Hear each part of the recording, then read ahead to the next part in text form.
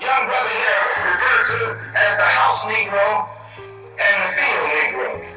Back during slavery, there was two kinds of slaves. There was the house Negro and the field Negro. I feel like slapping a nigga today. Whoa, whoa, whoa. Hold on.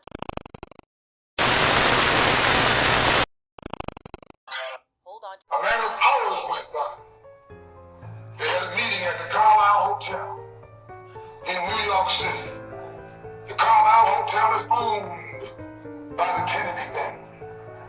That's the hotel Kennedy spent the night at 2 nights ago.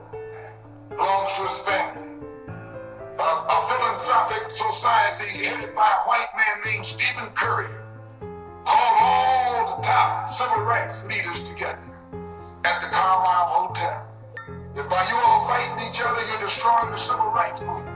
And since you're fighting over money from white liberals, let us set up what's known as the Council for United Civil Rights Leadership. Let's form this council, and all the civil rights organizations will belong to it. And we'll use it for fundraising purposes. Let me show you how tricky the white man is. So, and right after that, Kennedy got on the television and said, this is a moral issue. That's when he said he's going to put out a civil rights bill. And when he mentioned civil rights bill and the Southern crackers started talking about they were going to boycott it or filibuster, then the Negroes started talking about what? We're going to march on Washington, march on the Senate, march on the White House, march on the Congress, and tie it up, bring it to a halt. Don't let the government proceed. They even said they were going to go out to the airport and lay down on the runway and don't let no airplanes land. I'm telling you what they said. That was revolution. Roy started attacking King, and King started attacking Roy, and Farmer started attacking both of them. And as these Negroes of national stature begin to attack each other, they begin to lose their control of the Negro masses. And Negroes was out there in the streets. They was talking about, we're going to march on Washington. By the way, right at that time, Birmingham had exploded, and the Negroes in Birmingham, they also exploded. They began to stab the crackers in the back and bust them upside the head. Yes, they did. That's when Kennedy said in the truth down in Birmingham.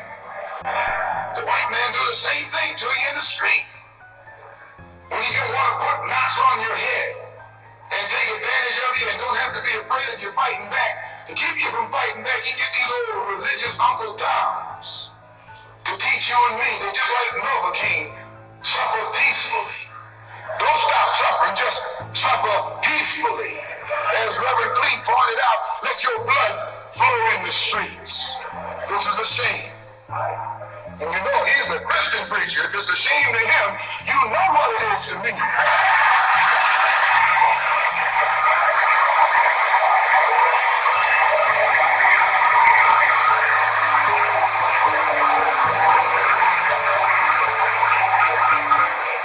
There's nothing in our book, the Quran, as you call it, Quran, teaches us to suffer peacefully.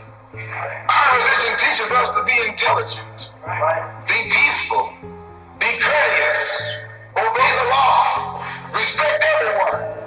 But if someone puts his hand on you, send him to the cemetery. Other Negro civil rights leaders of so-called national stature became fallen idols. As they became fallen idols, began to lose their prestige and influence, local Negro leaders began to stir up the masses. I mean, think about that for a second. I feel like slapping a nigga today. Oh, oh. Hold on.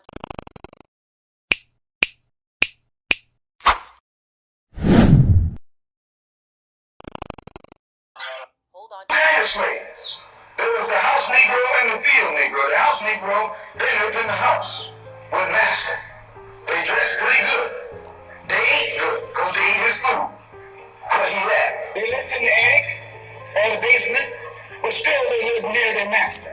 And they loved their master more than the master loved himself. They would give their life to save their master's house quicker than the master would. The house Negro, if the master said, we got a good house here, the house Negro said, yeah, we got a good house here. Then the master said we, he said we. That's how you can tell a house Negro. If the master's house caught on fire, the house Negro would fight hard to put the blaze out than the master would. If the master got sick, the house Negro would say, what's the matter, boss? We sick. We sick.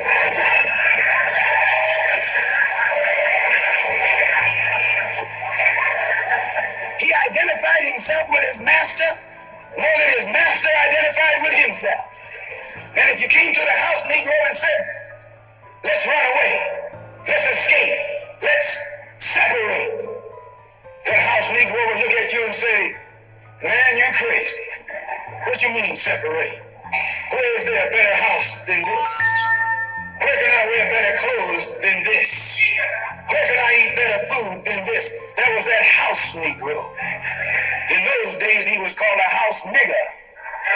And that's what we call him today, because we still got some house niggers running around here.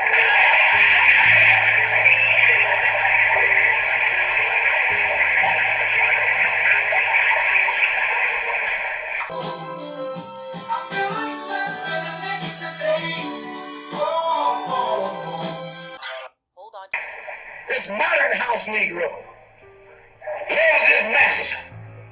He wants to live near him. He'll pay 3 times as much as the house is worth just to live near his master. And then brag about, I'm the only Negro out here.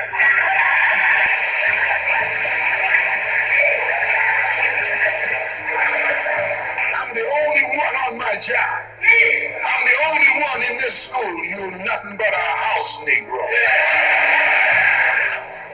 And if someone come to you right now and say, let's separate, you say the same thing that the house Negro said on the plantation. What you mean separate?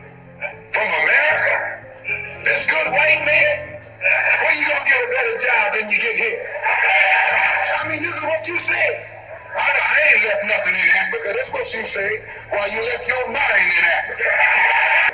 On that same plantation, there was the field Negro. The field Negro, those were the masses. There was always more Negroes in the field than there was Negroes in the house. The Negro in the field caught hell. He ate leftovers. In the house, they ate high up on the hole. The Negro in the field didn't get nothing but what was left of the insides of the hole. They call them chitlins nowadays.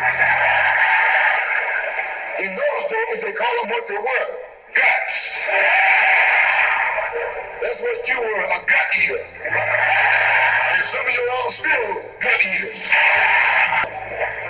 The field Negro was beaten from morning till night.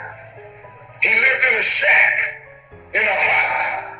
He wore cast-off clothes.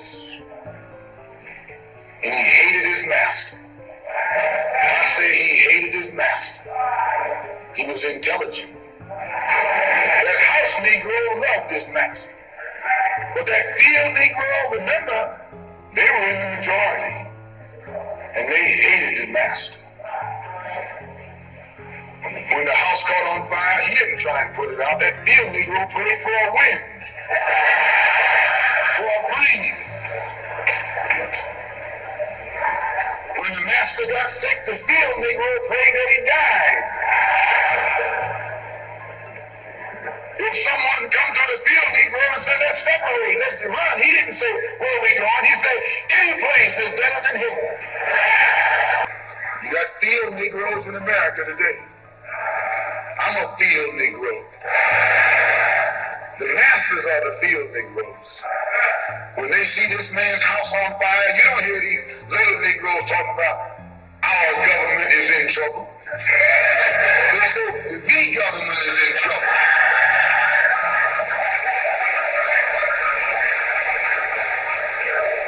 Imagine a Negro, our government.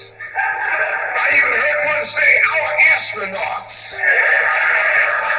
They won't even let him near the plant. And our astronauts, our Navy, that's a Negro that's out of his mind. That's a Negro that's out of his mind. Just as the slave master in that day used Tom, the house Negro, to keep the field Negroes in check. The same old slave master today has Negroes who are nothing but modern Uncle Toms, 20th century Uncle Toms, to keep you and me in check, keep us under control, keep us passive and peaceful and non-violent. That's Tom making you non-violent. It's like when you go to the dentist and the man is going to take your tooth. You're going to fight him when he starts pulling. So they squirt some stuff in your jaw called Novocaine to make you think they're not doing anything to you. In Cambridge, Maryland, Gloria Richardson. In Danville, Virginia, and other parts of the country, local leaders begin to stir up our people at the grassroots level.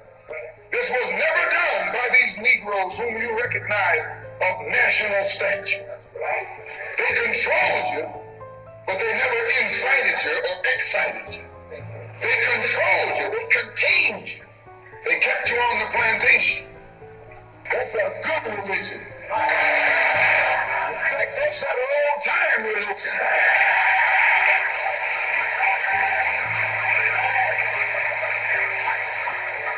That's the one that Ma and Pa used to talk about. An eye for an eye, and a tooth for a tooth, and a head for a head, and a life for a life. That's a good religion. And that anybody, no one resents that kind of religion being taught but a wolf who intends to make you his meal. This is the way it is with the white man in America. He's a wolf, and you're a sheep. Anytime a shepherd, a pastor, teach you and me not to run from the white man, and at the same time teachers don't fight the white man, he's a traitor to you and me. Don't lay down our life all by itself. No. Preserve your life. It's the best thing you got. And if you got to give it up, let it be even Steven.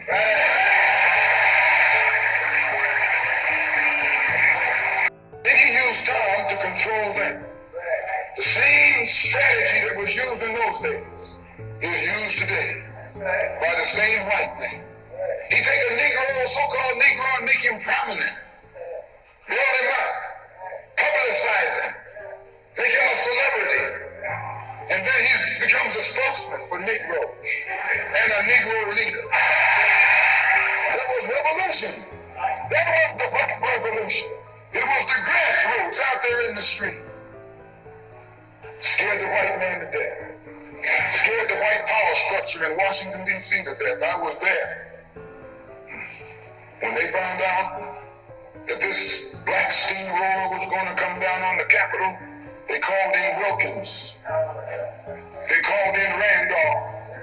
They called in these national Negro leaders that you respect and told them, call it off. Kennedy said, look, y'all letting this thing go too far. And old Tom said, boss, I can't stop it because I didn't stop.